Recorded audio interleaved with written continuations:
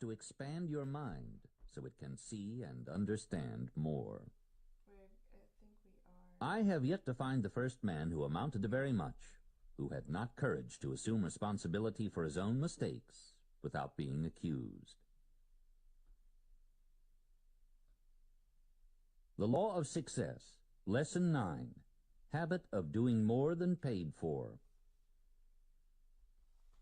There are 10 weaknesses against which most of us must guard ourselves. One of these is the habit of trying to reap before we have sown, and the other 9 are all wrapped up in the one practice of creating alibis to cover every mistake made. You can do it if you believe you can. It may seem to be a departure from the subject of this lesson to start the lesson with a discussion of love, but if you will reserve your opinion until you have completed the lesson, you may be ready to agree that the subject of love could not have been omitted without impairing the value of the lesson. The word love is here used in an all-embracing sense. There are many objects, motives, and people which arouse one's love nature. There is some work which we do not like, some that we do like moderately, and under certain conditions there may be work that we actually love. Great artists, for example, generally love their work. The day laborer, on the other hand, usually not only dislikes his work, but may actually hate it.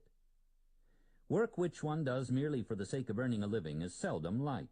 More often it is disliked or even hated. When engaged in work which he loves, a man may labor for an unbelievably long period of hours without becoming fatigued. Work that a man dislikes or hates brings on fatigue very quickly. A man's endurance, therefore, depends very largely on the extent to which he likes, dislikes, or loves that which he is doing. We are here laying the foundation, as you will of course observe, for the statement of one of the most important laws of this philosophy, viz., a man is most efficient and will more quickly and easily succeed when engaged in work that he loves, or work that he performs in behalf of some person whom he loves. Whenever the element of love enters into any task that one performs, the quality of the work becomes immediately improved, and the quantity increased, without a corresponding increase in the fatigue caused by the work. Some years ago, a group of socialists, or perhaps they called themselves cooperators, organized a colony in Louisiana, purchased several hundred acres of farmland, and started to work out an ideal which they believed would give them greater happiness in life and fewer of the worries, through a system that provided each person with work at the sort of labor he liked best. Their idea was to pay no wages to anyone. Each person did the work he liked best, or that for which he might be best equipped, and the products of their combined labors became the property of all. They had their own dairy, their own brick-making plant, their own cattle, poultry, etc. They had their own schools and a printing plant through which they published a paper. A Swedish gentleman from Minnesota joined the colony, and at his own request he was placed at work in the printing plant. Very soon he complained that he did not like the work, so he was changed and put to work on the farm, operating a tractor. 2 days of this was all he could stand, so he again applied for a transfer and was assigned to the dairy. He could not get along with the cows, so he was once more changed to the laundry, where he lasted but 1 day. One by one he tried every job on the works, but liked none of them. It had begun to look as if he did not fit in with the cooperative idea of living, and he was about to withdraw when someone happened to think of one job he had not yet tried, in the brick plant. So he was given a wheelbarrow and put to work wheeling bricks from the kilns and stacking them in piles in the brickyard. A week's time went by and no complaint was registered by him. When asked if he liked his job, he replied, "This bun just the job I like." Imagine anyone preferring a job wheeling bricks. However, that job suited the Swede's nature. He worked alone at a task which called for no thought and placed upon him no responsibility, which was just what he wanted. He remained at the job until all the bricks had been wheeled out and stacked, then withdrew from the colony because there was no more brickwork to be done. The nice quiet job been finished, so I ban go back to Minnesota. And back to Minnesota he went. When a man is engaged in work that he loves, it is no hardship for him to do more work and better work than that for which he is paid. And for this very reason every man owes it to himself to do his best to find the sort of work he likes best. I have a perfect right to offer this advice to the students of this philosophy, for the reason that I have followed it myself, without reason to regret having done so. This seems to be an appropriate place to inject a little personal history concerning both the author and the law of success philosophy, the purpose of which is to show that labor performed in a spirit of love for the sake of the labor itself has never been and never will be lost. This entire lesson is devoted to the offering of evidence that it really pays to render more service and better service than one is paid to render. What an empty and useless effort this would be if the author had not himself practiced this rule long enough to be able to say just how it works out. For over a quarter of a century I have been engaged in the labor of love out of which this philosophy has been developed, and I am perfectly sincere when I repeat that which I have stated elsewhere in this course, that I have been amply paid for my labors by the pleasure I have had as I went along, even if I received nothing more. My labors on this philosophy made it necessary many years ago for me to choose between immediate monetary returns, which I might have enjoyed by directing my efforts along purely commercial lines, and remuneration that comes in later years, and which is represented by both the usual financial standards and other forms of pay, which can be measured only in terms of accumulated knowledge that enables one to enjoy the world about him more keenly. The man who engages in work that he loves best does not always have the support in his choice of his closest friends and relatives. Combating negative suggestions from friends and relatives has required an alarming proportion of my energies during the years that I have been engaged in research work for the purpose of gathering, organizing, classifying, and testing the material which has gone into this course. These personal references are made solely for the purpose of showing the students of this philosophy that seldom, if ever, can one hope to engage in the work one loves best without meeting with obstacles of some nature. Generally, the chief obstacles in the way of one engaging in the sort of work one loves best is that it may not be the work which brings the greatest remuneration at the start. To offset this disadvantage, however, the one who engages in the sort of work he loves is generally rewarded with two very decided benefits. Namely, first, he usually finds in such work the greatest of all rewards, happiness, which is priceless. And secondly, his actual reward in money, when averaged over a lifetime of effort, is generally much greater, for the reason that labor which is performed in a spirit of love is usually greater in quantity and finer in quality than that which is performed solely for money. The most embarrassing, and I might without any intention of disrespect say, the most disastrous opposition to my choice of a life work came from my wife. This perhaps will explain why I have made frequent references in many of the lessons of this course to the fact that a man's wife may either make or break him, according to the extent to which she gives or withholds cooperation and encouragement in connection with his chosen work. My wife's idea was that I should accept a salaried position that would ensure a regular monthly income. Because I had shown, by the few salaried positions I had held, that I had marketable ability which should command an income of from $6,000 to $10,000 a year without any very great effort on my part.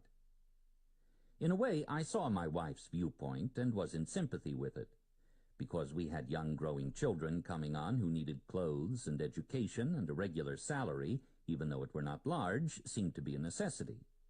Despite this logical argument, however, I chose to override my wife's counsel.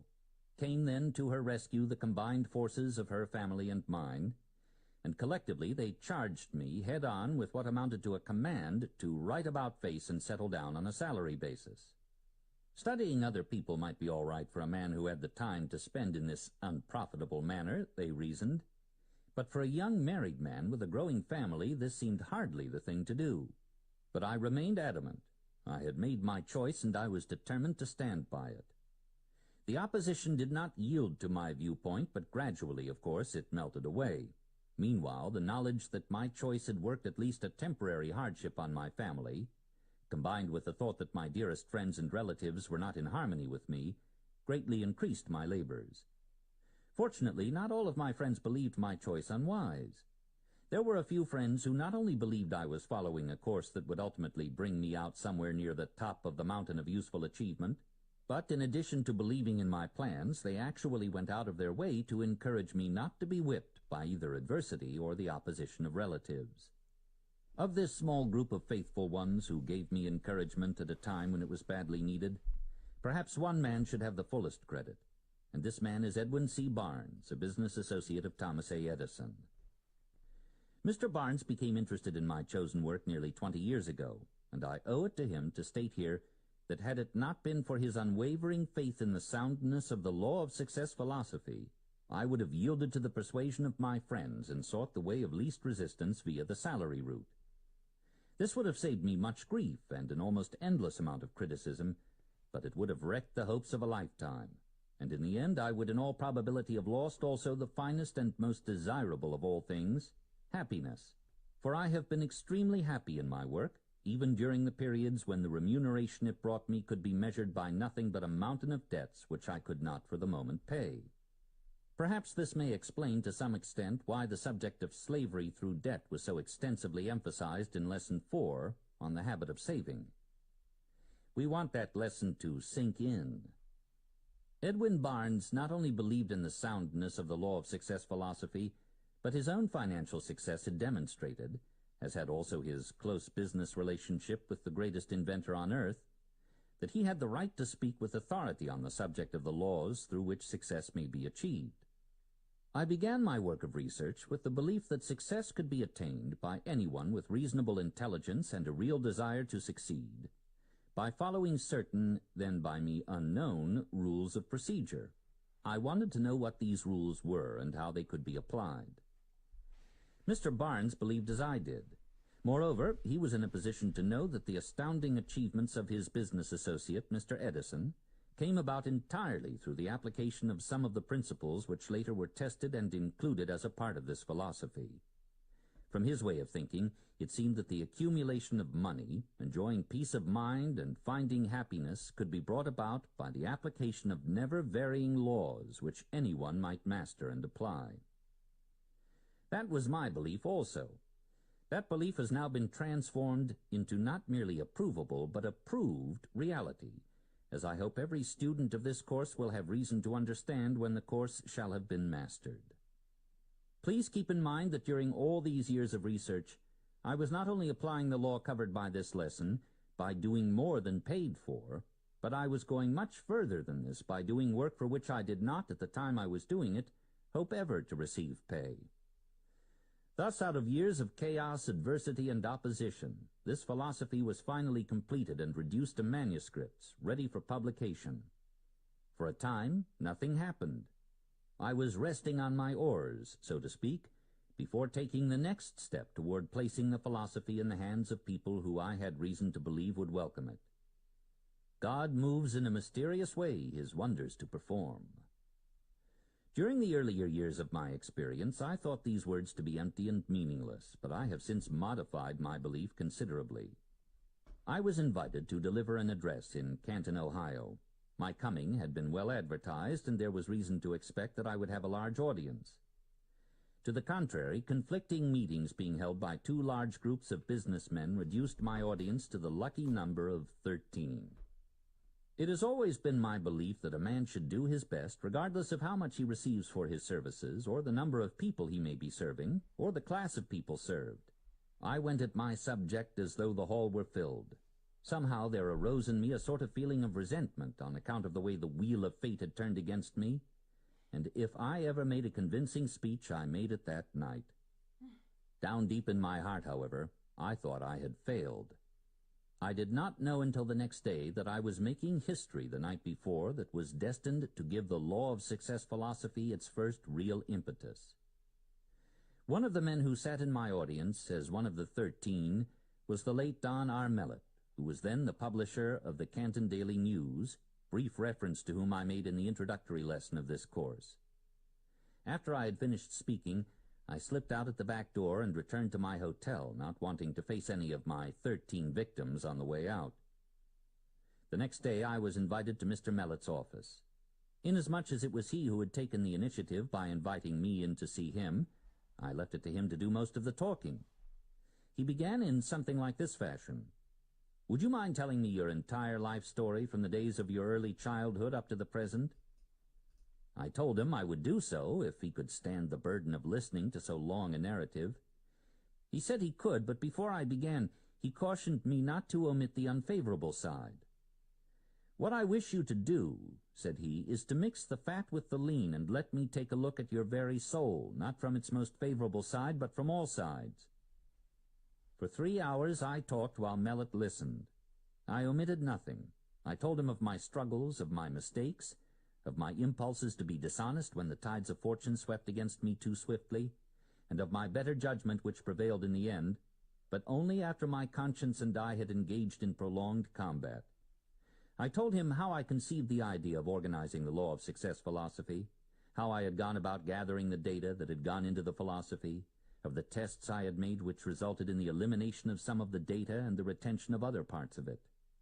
After I had finished, Mellott said, "I wish to ask you a very personal question, and I hope you will answer it as frankly as you have told the remainder of your story. Have you accumulated any money from your efforts? And if not, do you know why you have not?" "No," I replied. "I have accumulated nothing but experience and knowledge and a few debts, and the reason, while it may not be sound, is easily explained. The truth is that I have been so busy all these years in trying to eliminate some of my own ignorance, so I could intelligently gather and organize the data that have gone into the law of success philosophy, that I have had neither the opportunity nor the inclination to turn my efforts to making money." The serious look on Don Mellett's face, much to my surprise, softened into a smile as he laid his hand on my shoulder and said, "I knew the answer before you stated it, but I wondered if you knew it. You probably know that you are not the only man who has had to sacrifice immediate monetary remuneration for the sake of gathering knowledge, for in truth, your experience has been that of every philosopher from the time of Socrates down to the present." These words fell as the sound of music upon my ears. I had made one of the most embarrassing admissions of my life. I had laid my soul bare, admitting temporary defeat at almost every crossroad which I had passed in my struggles, and I had capped all this off by admitting that an exponent of the law of success was himself a temporary failure. How incongruous it seemed! I felt stupid, humiliated, and embarrassed as I sat in front of the most searching pair of eyes and the most inquisitive man I had ever met. The absurdity of it all came over me like a flash. The philosophy of success, created and broadcasted by a man who was obviously a failure. This thought struck me so forcibly that I expressed it in words. "What?" Mellott exclaimed. "A failure?" "Surely you know the difference between failure and temporary defeat," he continued. "No man is a failure who creates a single idea, much less an entire philosophy, that serves to soften the disappointments and minimize the hardships of generations yet unborn." I wondered what was the object of this interview. My first conjecture was that Mellott wanted some facts on which to base an attack in his newspaper on the law of success philosophy.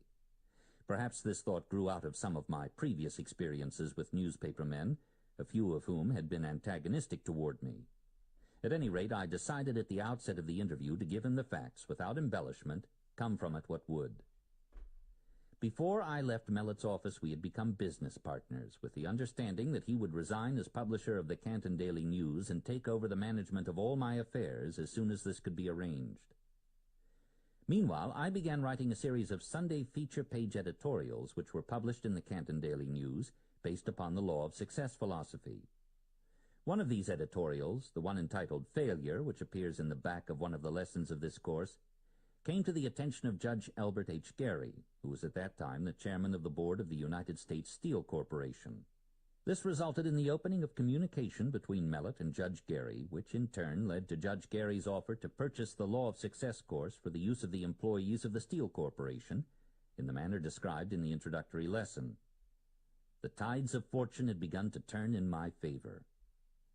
The seeds of service, which I had been sowing over a long period of toilsome years by doing more than paid for, were beginning to germinate at last. Despite the fact that my partner was assassinated before our plans had much more than started, and Judge Gary died before the law of success philosophy could be rewritten so it conformed to his requirements, the love's labor lost on that fateful night, when I spoke to an audience of 13 in Canton, Ohio, started a chain of events which now move rapidly without thought or effort on my part. It is no abuse of confidence to enumerate here a few of the events which show that no labor of love is ever performed at a total loss, and that those who render more service and better service than that for which they are paid sooner or later receive pay for much more than they actually do. As this lesson is ready to go to the publisher, some of the following well-known concerns are considering favorably the purchase of the Law of Success course for all their employees, while others have actually arranged for the purchase of the course. Mr. Daniel Willard, president of the Baltimore and Ohio Railroad Company, Indian Refining Company, Standard Oil Company, New York Life Insurance Company, the Postal Telegraph Commercial Cable Company, the Pierce Arrow Motor Car Company, the Cadillac Motor Car Company, and some 50 other concerns of a similar size. In addition to this, a newly organized club for boys, similar in nature to the YMCA, has contracted for the use of the Law of Success course as the basis of its educational program, and estimates that it will distribute more than 100,000 courses of the philosophy within the next 2 years. Quite aside from these sources of distribution, the Ralston University Press of Meriden, Connecticut has contracted to publish and distribute the course to individuals throughout the United States and perhaps in some foreign countries.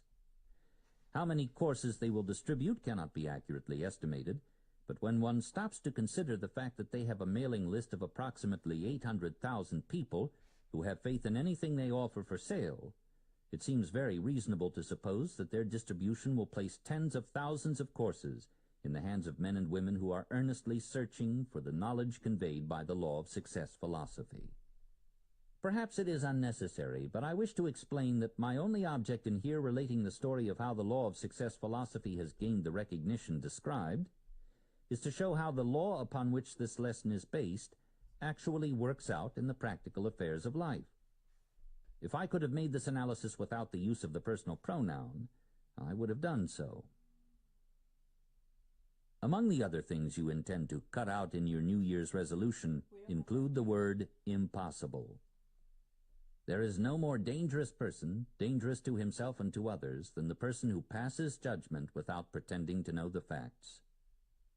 If ye have faith as a grain of mustard seed, ye shall say unto this mountain, Remove hence to yonder place, and it shall remove, and nothing shall be impossible unto you.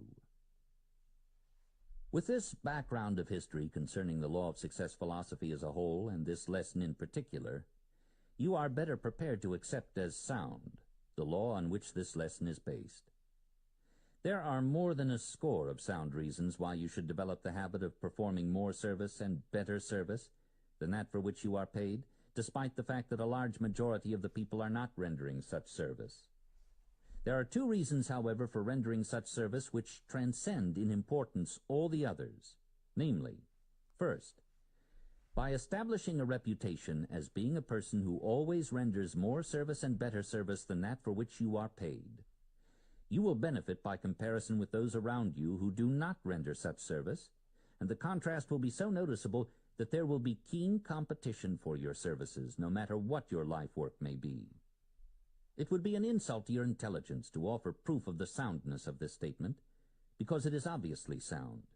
Whether you are preaching sermons, practicing law, writing books, teaching school, or digging ditches, you will become more valuable, and you will be able to command greater pay the minute you gain recognition as a person who does more than that for which he is paid. Second, by far the most important reason why you should render more service than that for which you are paid, a reason that is basic and fundamental in nature, may be described in this way. Suppose that you wished to develop a strong right arm, and suppose that you tried to do so by tying the arm to your side with a rope, thus taking it out of use and giving it a long rest. Would disuse bring strength, or would it bring atrophy and weakness, resulting finally in your being compelled to have the arm removed?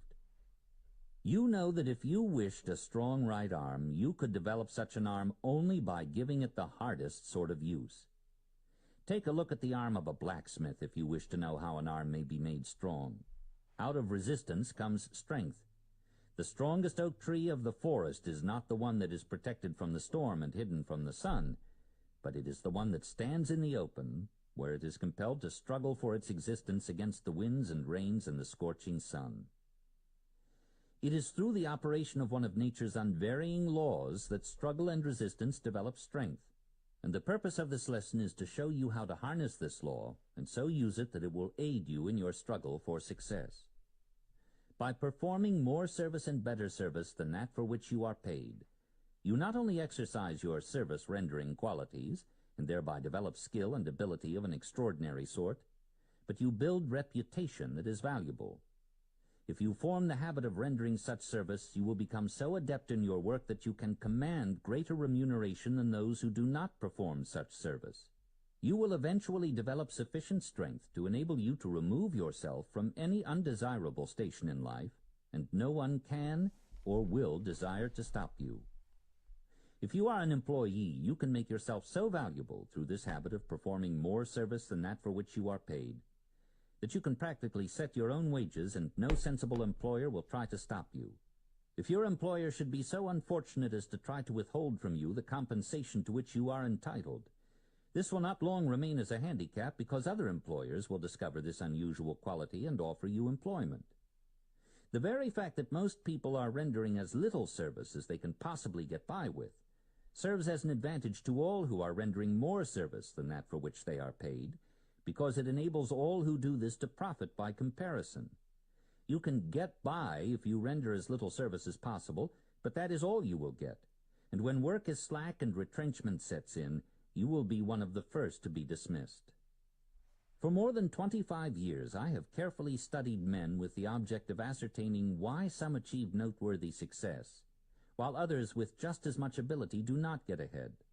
And it seems significant that every person whom I have observed applying this principle of rendering more service than that for which he was paid was holding a better position and receiving more pay than those who merely performed sufficient service to get by with. Personally, I never received a promotion in my life that I could not trace directly to recognition that I had gained by rendering more service and better service than that for which I was paid.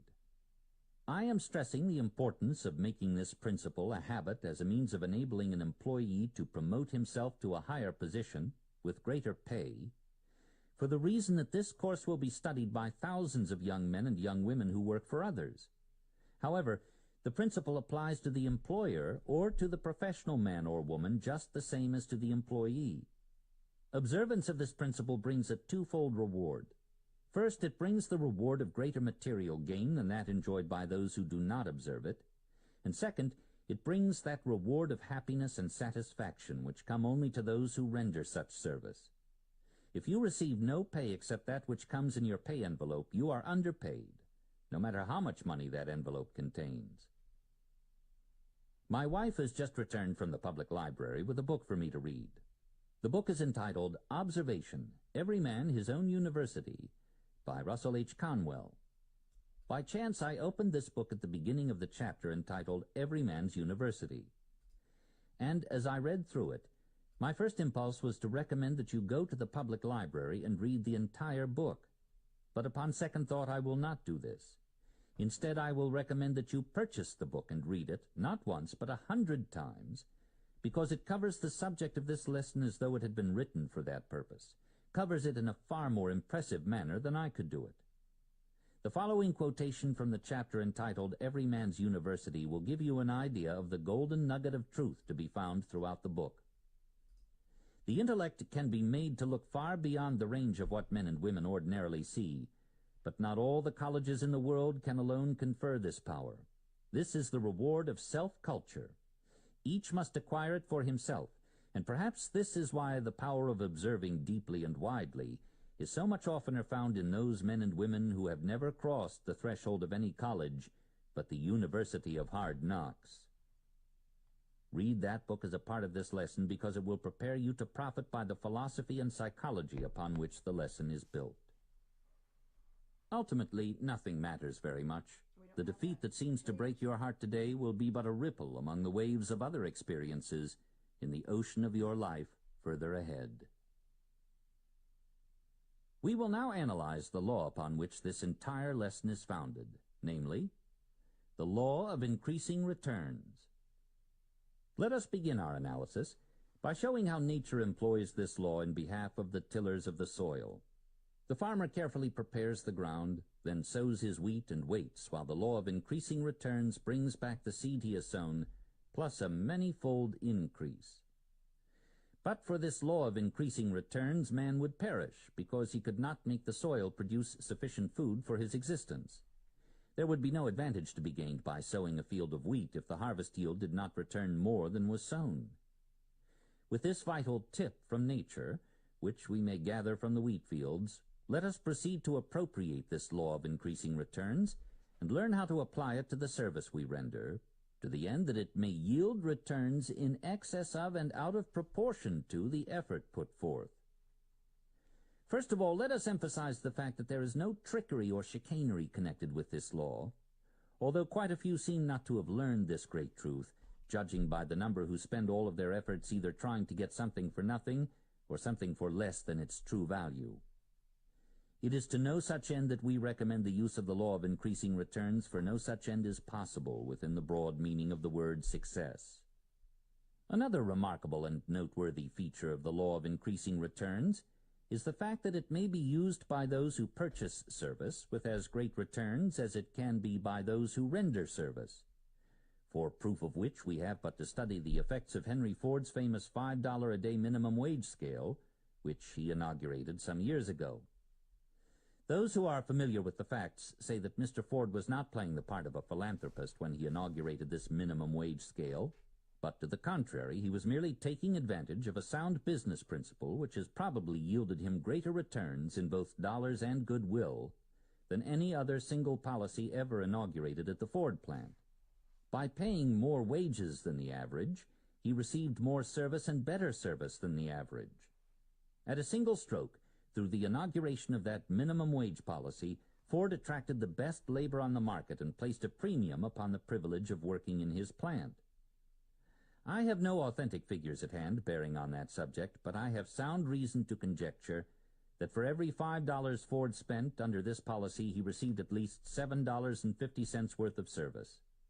I have also sound reason to believe that this policy enabled Ford to reduce the cost of supervision, because employment in his plant became so desirable that no worker would care to run the risk of losing his position by soldiering on the job or rendering poor service. Where other employers were forced to depend upon costly supervision in order to get the service to which they were entitled and for which they were paying, Ford got the same or better service by the less expensive method of placing a premium upon employment in his plant. Marshall Field was probably the leading merchant of his time, and the great Field store in Chicago stands today as a monument to his ability to apply the law of increasing returns. A customer purchased an expensive lace waist at the Field store, but did not wear it. 2 years later, she gave it to her niece as a wedding present. The niece quietly returned the waist to the Field store and exchanged it for other merchandise, despite the fact that it had been out for more than 2 years and was then out of style. Not only did the Field store take back the waist, but what is of more importance, it did so without argument. Of course, there was no obligation, moral or legal, on the part of the store to accept the return of the waist at that late date, which makes the transaction all the more significant. The waist was originally priced at $50, and of course it had to be thrown on the bargain counter and sold for whatever it would bring. But the keen student of human nature will understand that the Field store not only did not lose anything on the waist, but it actually profited by the transaction to an extent that cannot be measured in mere dollars. The woman who returned the waist knew that she was not entitled to a rebate. Therefore, when the store gave her that to which she was not entitled, the transaction won her as a permanent customer. But the effect of the transaction did not end there. It only began, for this woman spread the news of the fair treatment she had received at the Field store far and near. It was the talk of the women of her set for many days, and the Field store received more advertising from the transaction than it could have purchased in any other way with 10 times the value of the waist. The success of the Field store was built largely upon Marshall Field's understanding of the law of increasing returns, which prompted him to adopt as a part of his business policy the slogan, "The customer is always right." When you do only that for which you are paid, there is nothing out of the ordinary to attract favorable comment about the transaction. But when you willingly do more than that for which you are paid, your action attracts the favorable attention of all who are affected by the transaction, and goes another step toward establishing a reputation that will eventually set the law of increasing returns to work in your behalf. For this reputation will create a demand for your services far and wide. Carol Downs went to work for W.C. Durant, the automobile manufacturer, in a minor position. He is now Mr. Durant's right-hand man and the president of one of his automobile distributing companies. He promoted himself into this profitable position solely through the aid of the law of increasing returns, which he put into operation by rendering more service and better service than that for which he was paid. In a recent visit with Mr. Downs, I asked him to tell me how he managed to gain promotion so rapidly. In a few brief sentences, he told the whole story. "When I first went to work with Mr. Durant," said he, "I noticed that he always remained at the office long after all the others had gone home for the day, and I made it my business to stay there also. No one asked me to stay, but I thought someone should be there to give Mr. Durant any assistance he might need.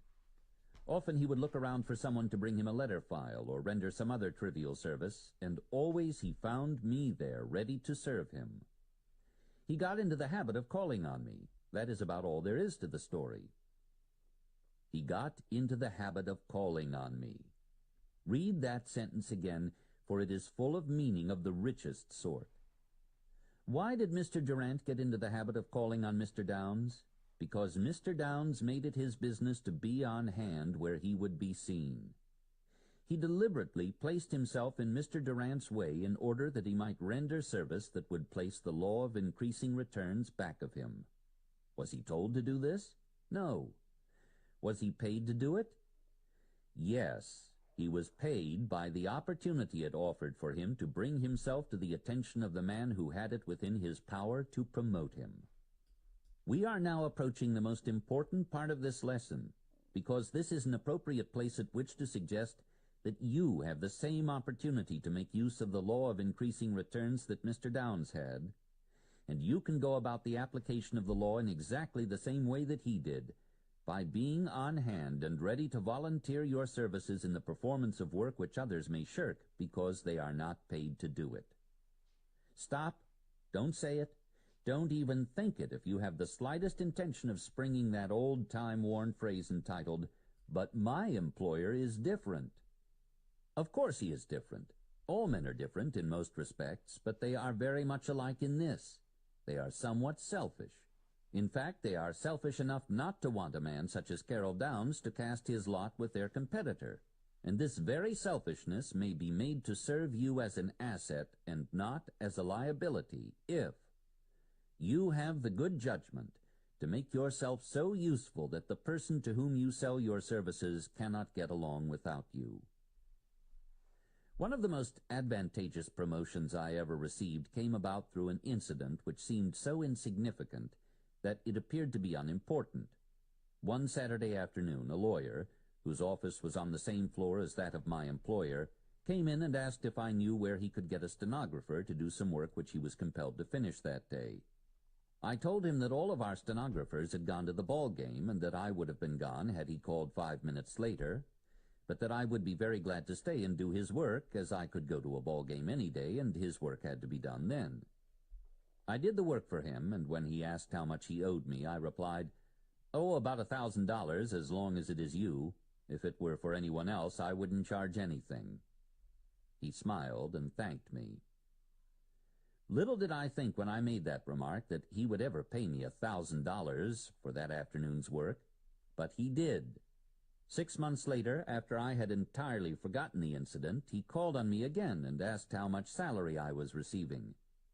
When I told him, he informed me that he was ready to pay me that $1,000 which I had laughingly said I would charge him for the work I had performed for him, and he did pay it by giving me a position at $1,000 a year increase in salary. Unconsciously, I had put the law of increasing returns to work in my behalf that afternoon by giving up the ball game and rendering a service which was obviously rendered out of a desire to be helpful and not for the sake of a monetary consideration. It was not my duty to give up my Saturday afternoon, but it was my privilege. Furthermore, it was a profitable privilege because it yielded me $1,000 in cash and a much more responsible position than the one I had formerly occupied. It was Carol Downes's duty to be on hand until the usual quitting time, but it was his privilege to remain at his post after the other workers had gone, and that privilege properly exercised brought him greater responsibilities and a salary that yields him more in a year than he would have made in a lifetime in the position he occupied before he exercised the privilege. I have been thinking for more than 25 years of this privilege of performing more service and better service than that for which we are paid, and my thoughts have led me to the conclusion that a single hour devoted each day to rendering service for which we are not paid can be made to yield bigger returns than we received from the entire remainder of the day during which we are merely performing our duty. We are still in the neighborhood of the most important part of this lesson, therefore think and assimilate as you pass over these pages. The law of increasing returns is no invention of mine, nor do I lay claim to the discovery of the principle of rendering more service and better service than paid for as a means of utilizing this law. I merely appropriated them after many years of careful observation of those forces which enter into the attainment of success, just as you will appropriate them after you understand their significance. You might begin this appropriation process now by trying an experiment which may easily open your eyes and place back of your efforts powers that you did not know you possessed. Let me caution you, however, not to attempt this experiment in the same spirit in which a certain woman experimented with that biblical passage which says something to the effect that if you have faith the size of a grain of mustard, and say to yonder mountain, be removed to some other place, it will be removed. This woman lived near a high mountain that she could see from her front door. Therefore, as she retired that night, she commanded the mountain to remove itself to some other place. Next morning she jumped out of bed, rushed to the door, and looked out, but lo, the mountain was still there. Then she said, "Just as I had expected, I knew it would be there." I am going to ask you to approach this experiment with full faith that it will mark one of the most important turning points of your entire life. I am going to ask you to make the object of this experiment the removal of a mountain that is standing where your temple of success should stand, but where it never can stand until you have removed the mountain. You may never have noticed the mountain to which I refer, but it is standing there in your way just the same unless you have already discovered and removed it. And what is this mountain, you ask? It is the feeling that you have been cheated unless you receive material pay for all the service you render. That feeling may be unconsciously expressing itself and destroying the very foundation of your temple of success in scores of ways that you have not observed. In the very lowly bred type of humanity, this feeling usually seeks outward expression in terms something like this: I'm not paid to do this, and I'll be blankety blank blank if I'll do it. You know the type to which reference is made. You have met with it many times, but you have never found a single person of this type who was successful, and you never will. Success must be attracted through understanding and application of laws which are as immutable as is the law of gravitation. It cannot be driven into the corner and captured as one would capture a wild steer. For this reason, you are requested to enter into the following experiment with the object of familiarizing yourself with one of the most important of these laws, namely, the law of increasing returns. The experiment. During the next 6 months, make it your business to render useful service to at least one person every day, for which you neither expect nor accept monetary pay. Go at this experiment with faith that it will uncover for your use one of the most powerful laws that enter into the achievement of enduring success, and you will not be disappointed. The rendering of this service may take on any one of more than a score of forms. For example, it may be rendered personally to one or more specific persons, or it may be rendered to your employer in the nature of work that you perform after hours. Again, it may be rendered to entire strangers whom you never expect to see again. It matters not to whom you render this service so long as you render it with willingness and solely for the purpose of benefiting others. If you carry out this experiment in the proper attitude of mind, you will discover that which all others who have become familiar with the law upon which it is based have discovered, namely that you can no more render service without receiving compensation than you can withhold the rendering of it without suffering the loss of reward. Cause and effect Means and ends, seed and fruit, cannot be severed, says Emerson, for the effect already blooms in the cause, the end pre-exists in the means, the fruit in the seed. If you serve an ungrateful master, serve him the more. Put God in your debt. Every stroke shall be repaid. The longer the repayment is withholden, the better for you. For compound interest on compound interest is the rate and usage of this exchequer. The law of nature is, do the thing and you shall have the power, but they who do not the thing have not the power. Men suffer all their life long under the foolish superstition that they can be cheated. But it is as impossible for a man to be cheated by anyone but himself as for a thing to be and not to be at the same time. There is a third silent party to all our bargains. The nature and soul of things takes on itself the guarantee of fulfillment of every contract, so that honest service cannot come to loss. Before you begin the experiment that you have been requested to undertake, read Emerson's essay on compensation, for it will go a very long way toward helping you to understand why you are making the experiment. Perhaps you have read Compensation before. Read it again. One of the strange phenomena that you will observe about this essay may be found in the fact that every time you read it, you will discover new truths that you did not notice during previous readings. A few years ago, I was invited to deliver the graduation address before the students of an Eastern college. During my address, I dwelt at length, and with all the emphasis at my command, on the importance of rendering more service and better service than that for which one is paid. After the address was delivered, the president and the secretary of the college invited me to luncheon. While we were eating, the secretary turned to the president and said, "I have just found out what this man is doing. He is putting himself ahead in the world by first helping others to get ahead." In that brief statement, he had epitomized the most important part of my philosophy on the subject of success. It is literally true that you can succeed best and quickest by helping others to succeed. Some 10 years ago, when I was engaged in the advertising business, I built my entire clientele by the application of the fundamentals upon which this lesson is founded. By having my name placed on the follow-up lists of various mail-order houses, I received their sales literature. When I received a sales letter or a booklet or a folder which I believed I could improve, I went right to work on it and made the improvement, then sent it back to the firm that had sent it to me with a letter stating that this was but a trifling sample of what I could do, that there were plenty of other good ideas where that one came from, and that I would be glad to render regular service for a monthly fee.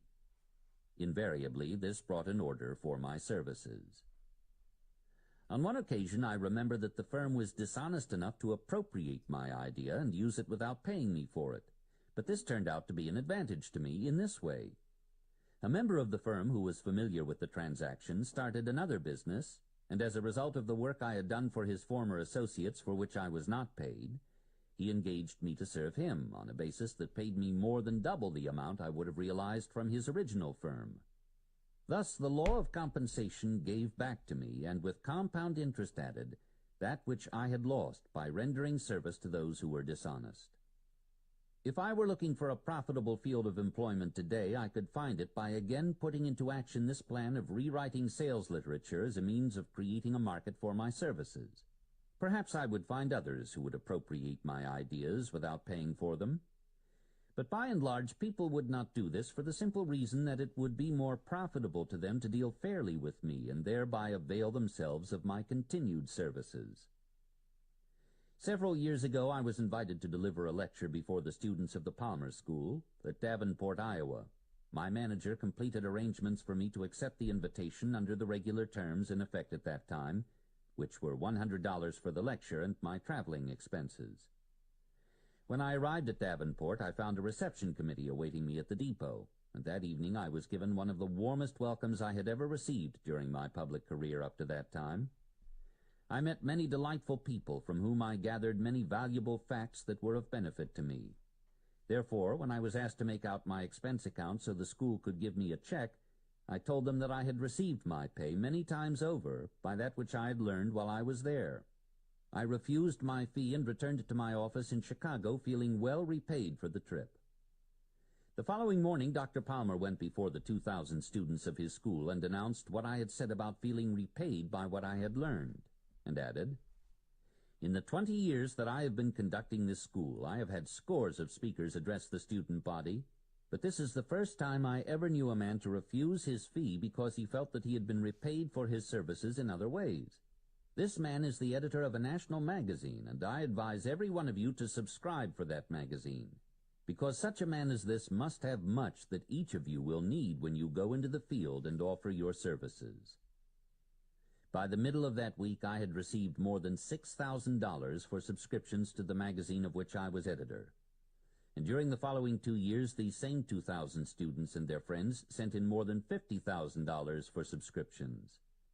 Tell me, if you can, how or when I could have invested $100 as profitably as this, by refusing to accept my $100 fee and thereby setting the law of increasing returns to work in my behalf. We go through two important periods in this life. One is that period during which we are gathering, classifying, and organizing knowledge, and the other is that period during which we are struggling for recognition. We must first learn something, which requires more effort than most of us are willing to put into the job. But after we have learned much that can be of useful service to others, we are still confronted with the problem of convincing them that we can serve them. One of the most important reasons why we should always be not only ready but willing to render service is the fact that every time we do so, we gain thereby another opportunity to prove to someone that we have ability. We go just one more step toward gaining the necessary recognition that we must all have. Instead of saying to the world, "Show me the color of your money and I will show you what I can do," reverse the rule and say, "Let me show you the color of my service so that I may take a look at the color of your money if you like my service."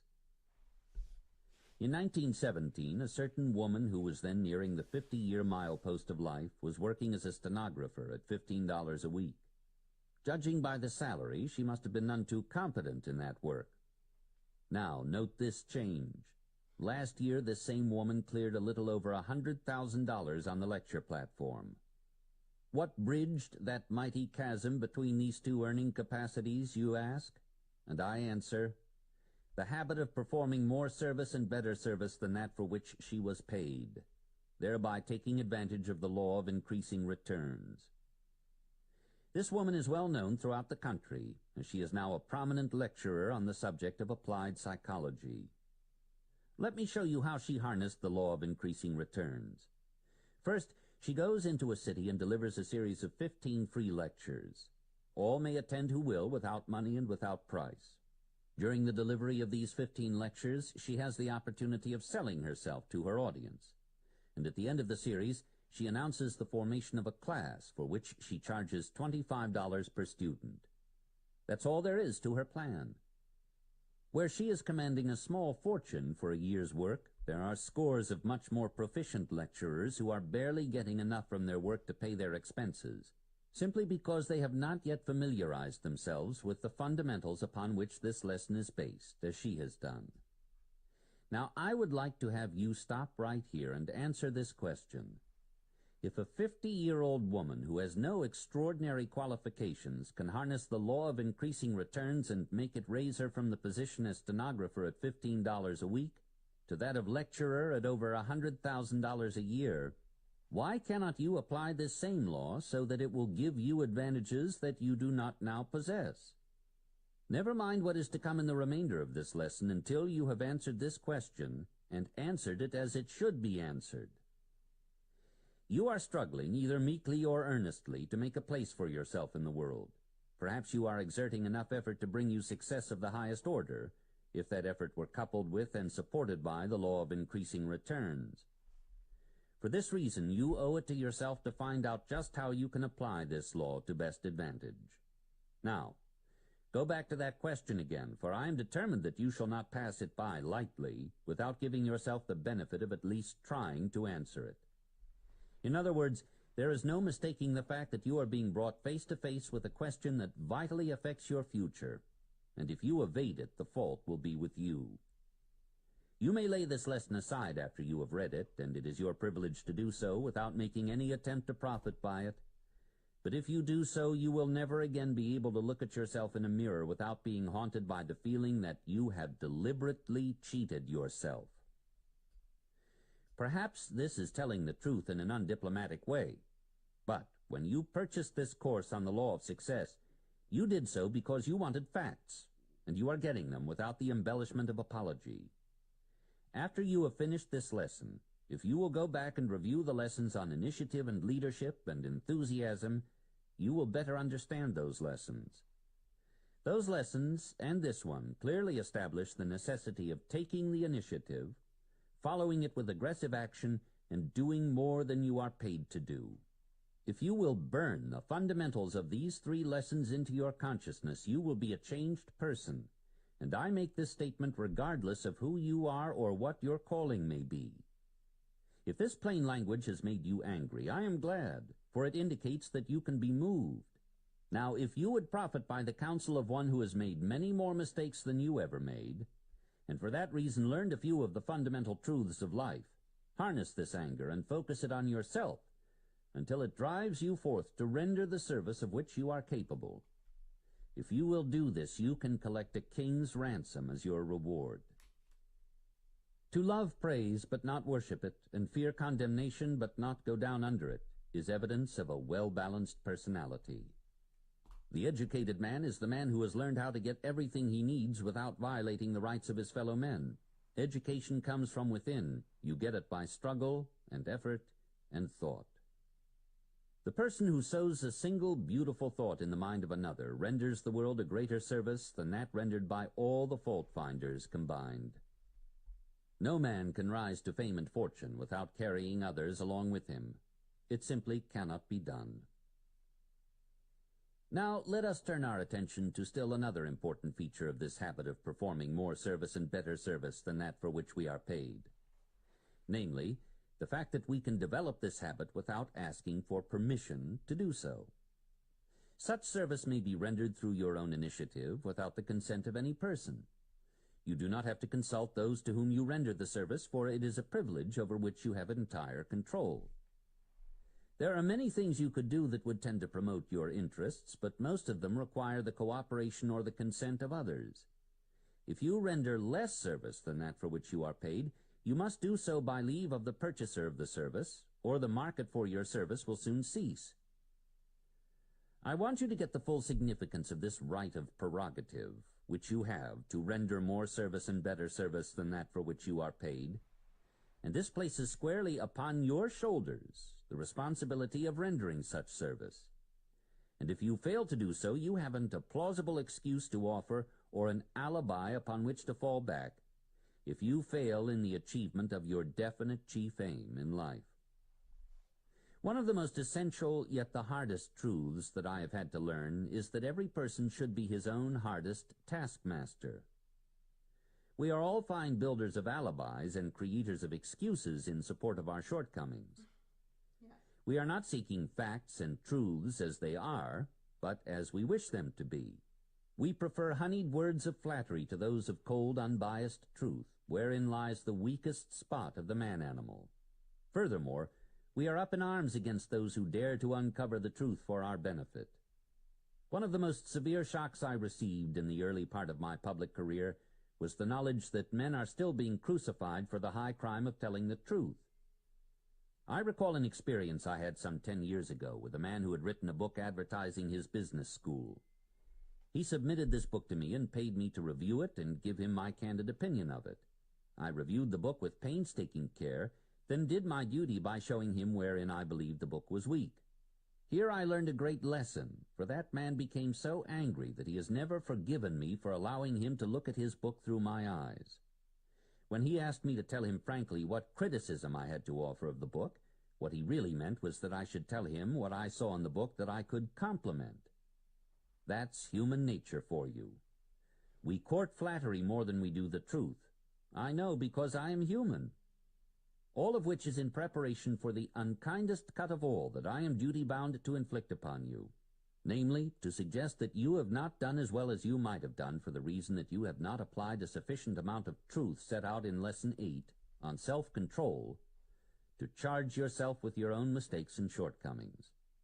To do this takes self-control and plenty of it. If you paid some person who had the ability and the courage to do it $100 to strip you of your vanity and conceit and love for flattery so that you might see the weakest part of your makeup, the price would be reasonable enough.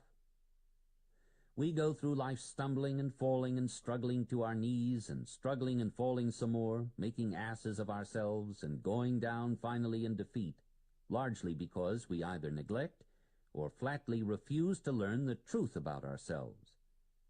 Since I have come to discover some of my own weaknesses through my work of helping others discover theirs, I blush with shame when I take a retrospective view of life and think how ridiculous I must have seemed in the eyes of those who could see me as I wouldn't see myself. We parade before the enlarged shadows of our own vanity and imagine that those shadows are our real selves, while the few knowing souls with whom we meet stand in the background and look at us with pity or with scorn. Hold on a minute, I am not through with you yet. You have paid me to delve into the depths of your real self and give you an introspective inventory of what is there, and I'm going to do the job right as nearly as I can. Not only have you been fooling yourself as to the real cause of your failures of the past, but you have tried to hang these causes on the door of someone else. When things did not go to suit you, instead of accepting full responsibility for the cause, you have said, "Oh, hang this job. I don't like the way they are treating me, so I am going to quit." Don't deny it. Now, let me whisper a little secret in your ear, a secret which I have had to gather from grief and heartaches and unnecessary punishment of the hardest sort. Instead of quitting the job because there were obstacles to master and difficulties to be overcome, you should have faced the facts, and then you would have known that life itself is just one long series of mastery of difficulties and obstacles. The measure of a man may be taken very accurately by the extent to which he adapts himself to his environment and makes it his business to accept responsibility for every adversity with which he meets, whether the adversity grows out of a cause within his control or not. Now, if you feel that I have panned you rather severely, have pity on me, O fellow wayfarer, for you surely must know that I have had to punish myself more sorely than I have punished you, before I learned the truth that I am here passing on to you for your use and guidance. I have a few enemies, thank God for them, for they have been vulgar and merciless enough to say some things about me that forced me to rid myself of some of my most serious shortcomings, mainly those which I did not know I possessed. I have profited by the criticism of these enemies without having to pay them for their services in dollars, although I have paid in other ways.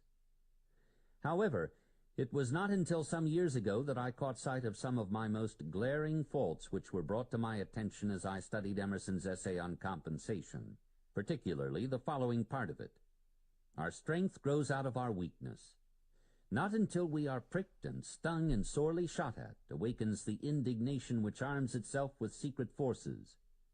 A great man is always willing to be little. While he sits on the cushion of advantage, he goes to sleep. When he is pushed, tormented, defeated, he has a chance to learn something. He has been put on his wits, on his manhood. He has gained facts, learned his ignorance, is cured of the insanity of conceit, has got moderation and real skill. The wise man always throws himself on the side of his assailants. It is more his interest than it is theirs to find his weak point. Blame is safer than praise. I hate to be defended in a newspaper. As long as all that is said against me, I feel a certain assurance of success.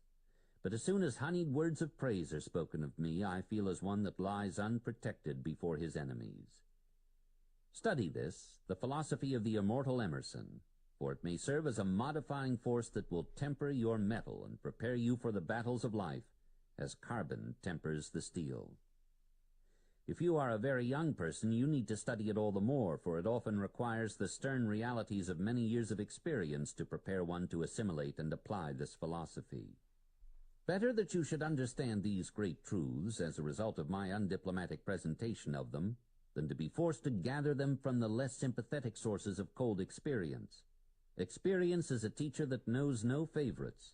When I permit you to profit by the truths I have gathered from the teachings of this cold and unsympathetic teacher called experience, I am doing my best to show you favoritism, which reminds me somewhat of the times when my father used to do his duty by me in the woodshed, always starting with this bit of encouraging philosophy. Son, this hurts me worse than it does you. All salesmen will profit by remembering that none of us want anything that someone else wishes to get rid of. Thus we approach the close of this lesson without having exhausted the possibilities of the subject, nay, without having more than scratched the surface of it. There comes to my mind the story of a romance of long ago, through which I can leave in your mind the main import of this lesson. This story had its setting in the city of Antioch, in ancient Rome, 2,000 years ago, when the great city of Jerusalem and all the land of Judea were under the oppressive heel of Rome. The star figure of the story was a young Jew by the name of Ben-Hur, who was falsely accused of crime and sentenced to hard labor at the galley's oar. Chained to a bench in the galley, and being forced to tug wearily at the oars, Ben-Hur developed a powerful body. Little did his tormentors know that out of this punishment would grow the strength with which he would one day gain his freedom. Perhaps Ben-Hur himself had no such hopes. Then came the day of the chariot races, the day that was destined to break the chains that bound Ben-Hur to the oars of the galley and give him his freedom. One span of horses was without a driver. In desperation, the owner sought the aid of the young slave because of his mighty arms, and begged him to take the place of the missing driver. As Ben-Hur picked up the reins, a mighty cry went up from the onlookers. "Look, look, those arms! Where did you get them?" they howled. And Ben-Hur answered, "At the galley's oar." The race was on. With those mighty arms, Ben-Hur calmly drove that charging span of horses on to victory, victory that won for him his freedom. Life itself is a great chariot race, and the victory goes only to those who have developed the strength of character and determination and willpower to win. What matters it that we develop this strength through cruel confinement at the galley's oar, as long as we use it so that it brings us, finally, to victory and freedom? It is an unvarying law that strength grows out of resistance. If we pity the poor blacksmith who swings a 5-pound hammer all day long, we must also admire the wonderful arm that he develops in doing it. Because of the dual constitution of all things, in labor as in life, there can be no cheating, says Emerson. The thief steals from himself. The swindler swindles himself. For the real price of labor is knowledge and virtue, whereof wealth and credit are signs. The signs, like paper money, may be counterfeited or stolen, but that which they represent, namely knowledge and virtue, cannot be counterfeited or stolen. Henry Ford receives 15,000 letters a week from people who are begging for a part of his wealth. Yet how few of these poor ignorant souls understand that Ford's real wealth is not measured by the dollars he has in the bank, nor the factories he owns, but by the reputation he has gained through the rendering of useful service at a reasonable price. And how did he gain that reputation? Certainly not by rendering as little service as possible and collecting for it all he could filch from the purchasers. The very warp and woof of Ford's business philosophy is this: give the people the best product at the lowest price possible. When other automobile manufacturers raise their prices, Ford lowers his. When other employers lower wages, Ford increases them. What has happened? This policy has placed the law of increasing returns back of Ford so effectively that he has become the richest and most powerful man in the world. Oh, you foolish and short-sighted seekers after wealth who are returning from the daily chase empty-handed. Why do you not take a lesson from men like Ford? Why do you not reverse your philosophy and give in order that you may get? I am finishing this lesson on Christmas Eve. In the room next to my study, our children are decorating their Christmas tree, and the rhythm of their voices falls as music upon my ears. They are happy, not alone because they expect to receive, but from the deeper reason that they have presents hidden away which they expect to give. From the window of my study I can see the neighbors' children as they too are gleefully engaged in preparing for this wonderful event. Throughout the civilized world, millions of people are preparing to celebrate the birth of this Prince of Peace who, more than any other man, set forth the reasons why it is more blessed to give than to receive, and why enduring happiness comes not from possessing material wealth, but from rendering service to humanity. It seems a queer coincidence that the completion of this particular lesson should have happened on Christmas Eve, yet I am glad that it has, for this has provided me with sufficient justification for reminding you that nowhere in the entire history of civilization could I have found stronger support of the fundamentals of this lesson than may be found in the Sermon on the Mount, in the book of Matthew. Christianity is one of the greatest and most far-reaching influences in the world today, and I hardly need apologize for reminding you that the tenets of Christ's philosophy are in absolute harmony with the fundamentals upon which this lesson in the main is founded. As I see the happy faces of the children and watch the hurrying crowds of belated Christmas shoppers, all radiant with the splendor of the spirit of giving, I cannot help wishing that every Eve was Christmas Eve. For then this would be a better world in which the struggle for existence would be reduced to a minimum, and hatred and strife outlawed. Life is but a short span of years at best. Like a candle we are lighted, flicker for a moment, and then go out. If we were placed here for the purpose of laying up treasures for use in a life that lies beyond the dark shadow of death, may it not be possible that we can best collect these treasures by rendering all the service we can to all the people we can, in a loving spirit of kindness and sympathy?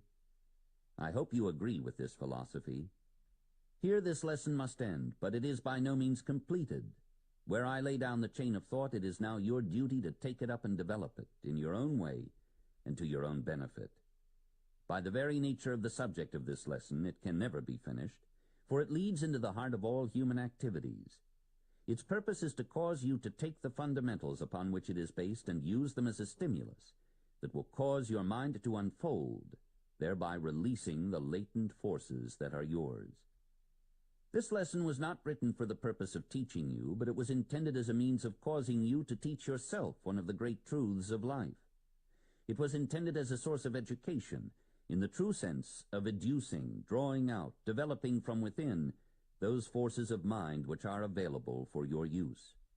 When you deliver the best service of which you are capable, striving each time to excel all your previous efforts, you are making use of the highest form of education. Therefore, when you render more service and better service than that for which you are paid, you, more than anyone else, are profiting by the effort. It is only through the delivery of such service that mastery in your chosen field of endeavor can be attained. For this reason, you should make it a part of your definite chief aim to endeavor to surpass all previous records in all that you do. Let this become a part of your daily habits, and follow it with the same regularity with which you eat your meals. Make it your business to render more service and better service than that for which you are paid, and lo, before you realize what has happened, you will find that the world is willingly paying you for more than you do. Compound interest upon compound interest is the rate that you will be paid for such service. Just how this pyramiding of gains takes place is left entirely to you to determine. Now, what are you going to do with that which you have learned from this lesson, and when, and how, and why?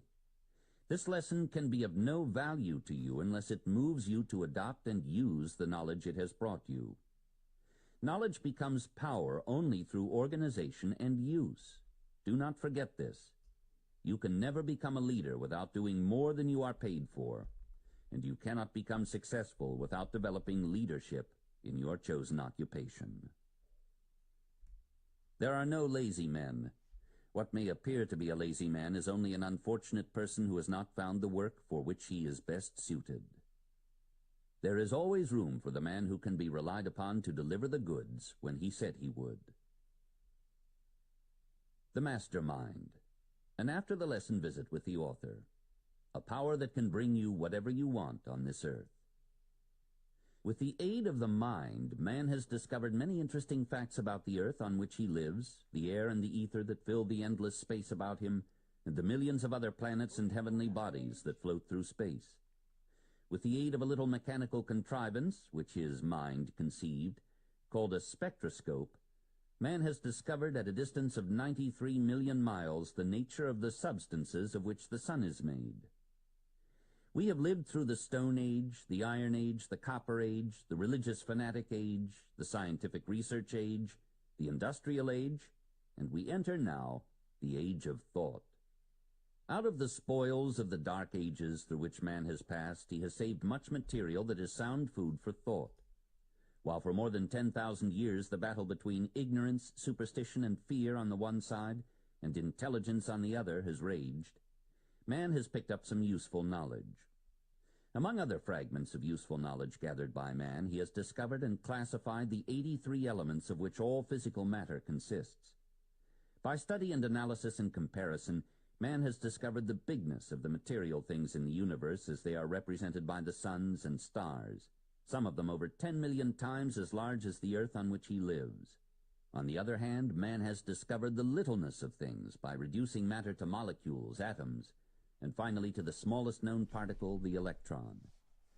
An atom is so inconceivably small that a grain of sand contains millions of them. The molecule is made up of atoms, which are said to be little particles of matter that revolve around each other in one continuous circuit, at lightning speed, very much as the Earth and other planets whirl around the Sun in an endless circuit.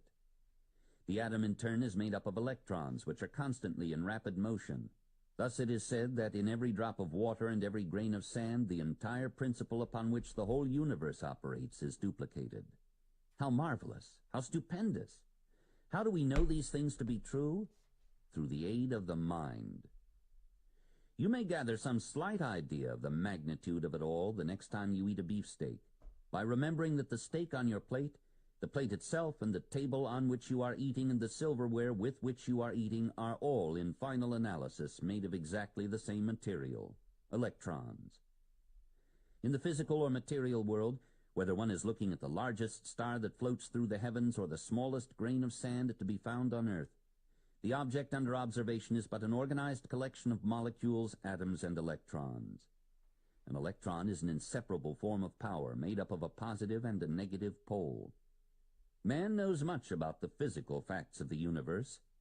The next great scientific discovery will be the fact, which already exists, that every human brain is both a broadcasting and a receiving station, that every thought vibration released by the brain may be picked up and interpreted by all other brains that are in harmony or in tune with the rate of vibration of the broadcasting brain.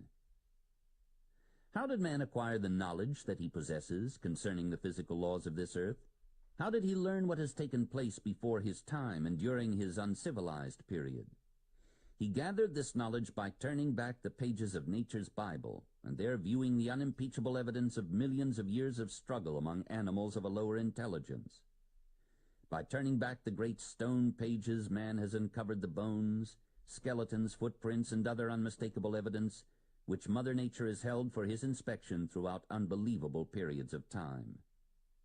Now man is about to turn his attention to another section of nature's Bible, the one wherein has been written a history of the great mental struggle that has taken place in the realm of thought. This page is represented by the boundless ether, which has picked up and still carries every thought vibration that was ever released from the mind of man. This great page in nature's Bible is one that no human being has been able to tamper with. Its records are positive, and soon they may be clearly interpreted. No interpolations by man have been permitted. Of the authenticity of the story written on this page, there can be no doubt. Thanks to education, meaning the unfolding, adducing, drawing out, developing from within of the human mind, nature's Bible is now interpreted. The story of man's long, perilous struggle upward has been written on the pages of this, the greatest of all Bibles. All who have partly conquered the 6 basic fears described in another author's visit in this series, and who have successfully conquered superstition and ignorance, may read the records that have been written in nature's Bible. To all others, this privilege is denied. For this reason, there are probably fewer than 1,000 people in the entire world at this time who are in even the primary grade as far as the reading of this Bible is concerned. In the entire world, there are probably fewer than 100 people today who know anything about or have ever heard of the chemistry of the mind, through which 2 or more minds may be blended in a spirit of perfect harmony, in such a manner that there is born a third mind possessing the superhuman power to read the story of the vibration of thought as it has been written and now exists in the imperishable records of the ether. The newly discovered radio principle has shut the mouths of the doubting Thomases, and sent the scientists scurrying into new fields of experimentation. When they emerge from this field of research, they will show us that the mind as we understand it today, as compared to the mind of tomorrow, is about the same as comparing the intelligence of a pollywog to that of a professor of biology who has read the entire lifeline of animal life, from the amoeba on up to man. Come for a short visit with a few of the powerful men now living who are making use of power created through the blending, in the spirit of harmony, of two or more minds. We will begin with three well-known men who are known to be men of great achievement in their respective fields of endeavor. Their names are Henry Ford, Thomas A. Edison, and Harvey Firestone. Of the three, Henry Ford is the most powerful, having reference to economic power. Mr. Ford is the most powerful man now living on Earth, and is believed to be the most powerful who ever lived. So great is his power that he may have anything of a physical nature that he desires, or its equivalent. Millions of dollars to him are but playthings, no harder to acquire than the grains of sand with which the child builds sand tunnels. Mr. Edison has such a keen insight into Mother Nature's Bible that he has harnessed and combined for the good of man more of nature's laws than any other man who ever lived. It was he who brought together the point of a needle and a piece of wax in such a way that they record and preserve the human voice. It was he who first made the lightning serve to light our houses and streets through the aid of the incandescent light. It was he who made the camera record and produce all sorts of motion through the modern moving picture apparatus. Mr. Firestone's industrial achievement is so well known that it needs no comment. He has made dollars multiply themselves so rapidly that his name has become a byword wherever automobiles are operated. All three men began their business and professional careers with no capital and but little schooling of the nature usually referred to as education. Perhaps Mr. Ford's beginning was by far the most humble of the three. Cursed with poverty, retarded by lack of even the most elementary form of schooling, and handicapped by ignorance in many forms, he has mastered all of these in the inconceivably short period of 25 years. Thus might we briefly describe the achievements of three well-known, successful men of power. But we have been dealing with effect only. The true philosopher wishes to know something of the cause which produced these desirable effects. It is a matter of public knowledge that Mr. Ford, Mr. Edison, and Mr. Firestone are close personal friends, that they go away to the woods once a year for a period of recuperation and rest. But it is not generally known, it is doubtful if these three men themselves even know it, that there exists between the three men a bond of harmony, out of which has grown a master mind that is being used by each of the three. A mind of superhuman ability that has the capacity to tune in on forces with which most men are to no extent familiar. Let us repeat the statement that out of the blending and harmonizing of two or more minds, 12 or 13 minds appear to be the most favorable number, may be produced a mind which has the capacity to tune in on the vibrations of the ether and pick up from that source kindred thoughts on any subject. Through the principle of harmony of minds, Ford, Edison, and Firestone have created a mastermind that now supplements the efforts of each of the three, and whether consciously or unconsciously, this mastermind is the cause of the success of each of the three. There is no other answer to their attainment of great power and their far-reaching success in their respective fields of endeavor. And this is true despite the fact that neither of them may be conscious of the power they have created or the manner in which they have done so. In the city of Chicago live 6 powerful men known as the Big Six. These 6 men are said to be the most powerful group of men in the Middle West. It is said that their combined income totals more than $25 million a year. Every man in the group began in the most humble of circumstances. Their names are William Wrigley, Jr., who owns the Wrigley chewing gum business and whose income is said to be over $15 million a year. John R. Thompson, who owns the chain of Thompson self-help lunchrooms throughout the country. Mr. Lasker, who owns the Lord and Thomas Advertising Agency. Mr. McCullough, who owns the largest express business in the world. And Mr. Ritchie and Mr. Hertz, who own the yellow taxicab business of the country. There is nothing startling about a man who does nothing more than become a millionaire as a rule. However, there is something connected with the financial success of these particular millionaires that is more than startling. For it is well known that there exists between them a bond of friendship, out of which has grown the condition of harmony that produces a master mind. These 6 men, whether by accident or design, have blended their minds in such a way that the mind of each has been supplemented by a superhuman power known as a master mind, and that mind has brought each of them more worldly gain than any person could possibly use to advantage. The law upon which the principle of a master mind operates was discovered by Christ when he surrounded himself with 12 disciples and created the first 13 club of the world. Despite the fact that one of the 13, Judas, broke the chain of harmony, sufficient seed was sown during the period of harmony that originally existed between these 13 people to ensure the continuation of the greatest and most far-reaching philosophy known to the inhabitants of this earth. Many millions of people believe themselves to possess wisdom. Many of these do possess wisdom in certain elementary stages, but no man may possess real wisdom without the aid of the power known as a master mind, and such a mind cannot be created except through the principle of blending in harmony of 2 or more minds. Through many years of practical experimentation, it has been found that 13 minds, when blended in a spirit of perfect harmony, produce the most practical results. Upon this principle, whether consciously or unconsciously, is founded all of the great industrial and commercial successes that are so abundant in this age. The word merger is becoming one of the most popular words in newspaper parlance, because hardly a day goes by that one may not read of some big industrial, commercial, financial, or railroad merger. Slowly, the world is beginning to learn, in a very few minds only, that through friendly alliance and cooperation, great power may be developed.